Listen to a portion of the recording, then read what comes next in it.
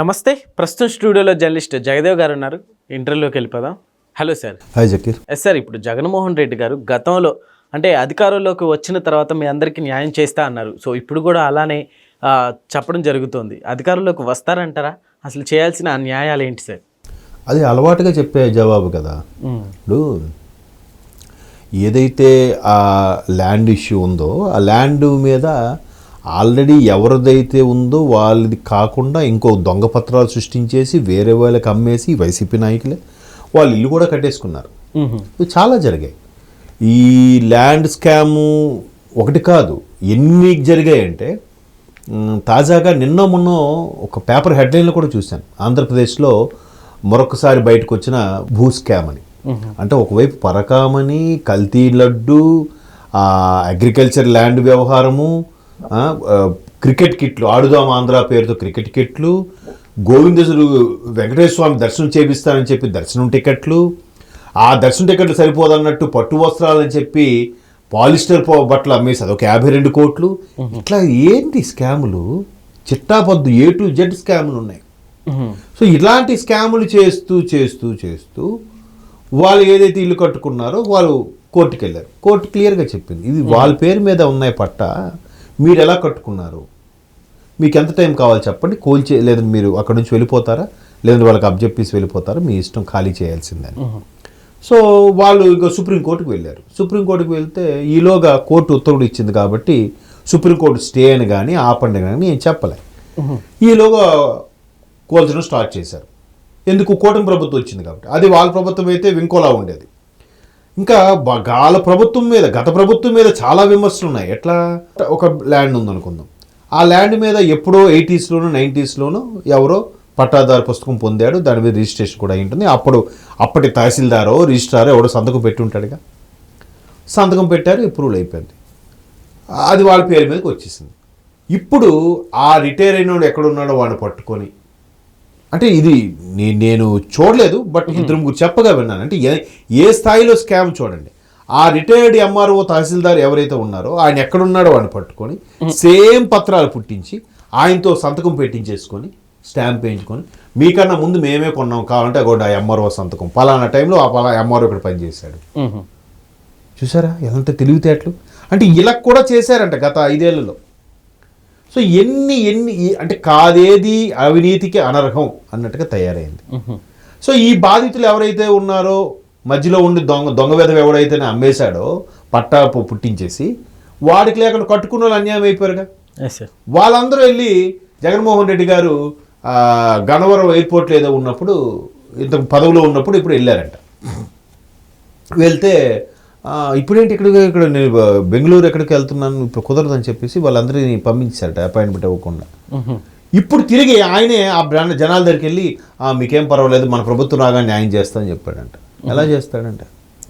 ప్రభుత్వం రావడం అనేది ఒక కళ, అబద్ధం. రెండోది, హైకోర్టు ఇచ్చిన తీర్పుని మీరు ఎలాగా ధిక్కరిస్తారు? అంటే మీకు ఎలాగో అలవాటేనా హైకోర్టు ఇచ్చిన న్యాయమూర్తులు చెప్పిన తీర్పుని పెడచెవి పెట్టడం, లెక్క చేయకపోవడం, పట్టించుకోకపోవడం, అంతే కదా.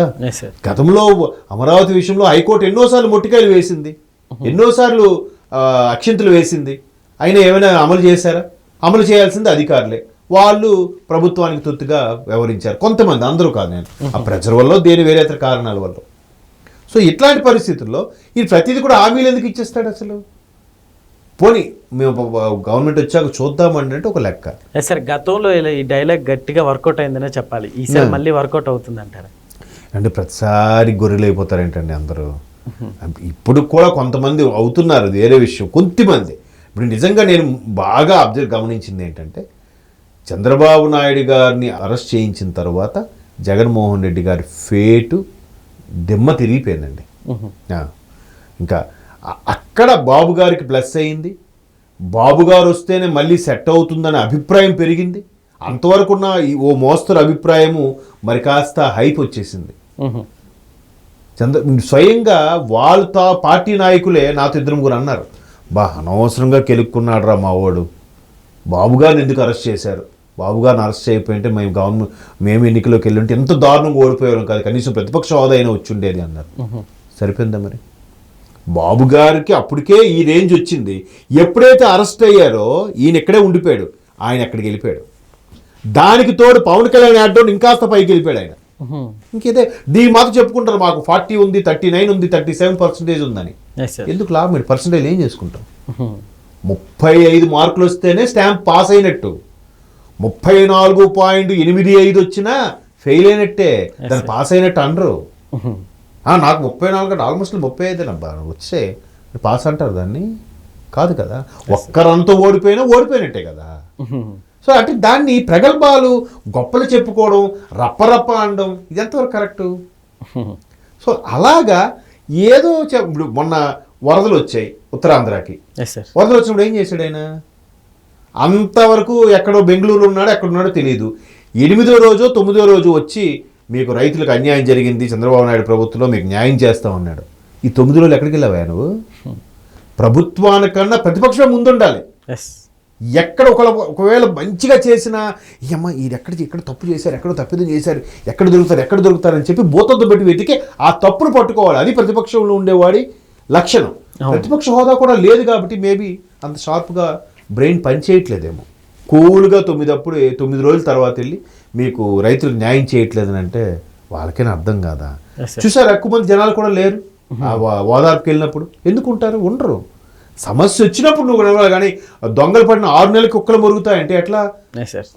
ఇలా దొంగ వచ్చి చక్కబెట్టుకు వెళ్ళిపోతాడు కదా. ఆ తుఫాన్ అనేది వచ్చి చక్కబెట్టుకు వెళ్ళిపోయింది. ఇప్పుడు నువ్వు మా వస్తే లాభం ఏంటి? అలాగే ఆ సింగ్ నగరం ఎవరు మునిగిపోయాయి అక్కడ, ఏది విజయవాడలో. అప్పుడు కూడా ఏం చేశారు? అంతా అయిపోయిన తర్వాత ఆయన మన ఎమ్మెల్సీ బొత్స గారు వచ్చి ఇట్లా సరిగ్గా పట్టించుకోవట్లేదంట. నువ్వు వరద వచ్చిన వెంటనే రావాలి. ఆ వయసులో కూడా ఆయన వరద వచ్చినా కూడా ఆఖరికి ఒక దగ్గర రైల్వే ట్రాక్ మీద కరెక్ట్ టైం ట్రైన్ వచ్చేస్తే పక్కన నిలబడ్డాడు ఆయన. అది ముఖ్యమంత్రి రేంజ్ చంద్రబాబు నాయుడు. ఆ వయసులో కూడా తెగ తిరుగుతున్నాడు ఆయన.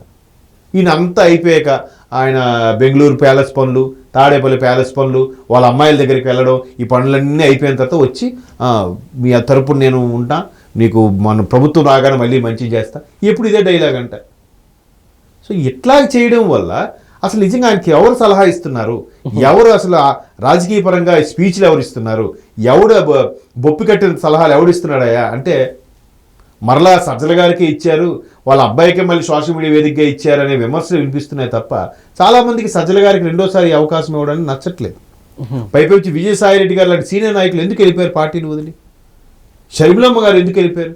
విజయమ్మ గారు ఎందుకు మొహం చాటేస్తున్నారు? అవును కదా. ఇన్ని ఉంటుండగా ఈయన వెళ్ళి మళ్ళీ మనదే ప్రభుత్వం వస్తుంది మీకు న్యాయం చేస్తానంటే ఎంత పిచ్చోలా. కాకపోతే ఆయన అదే పందాలో అంటే ఆయన ఇంకా సీఎం అనే ఫీలింగ్లో ఉన్నాడేమో పాపం. మరి దాన్ని అదేదో ట్రోల్స్ చేస్తుంటారు, ఆయన అలా వదిలేకండ్రా, ఎవరన్నా చూపించండిరా అని అన్నట్టుగా అలా చూపించాలి తప్ప ఏం చేయలేం మనం. Okay sir, thank you.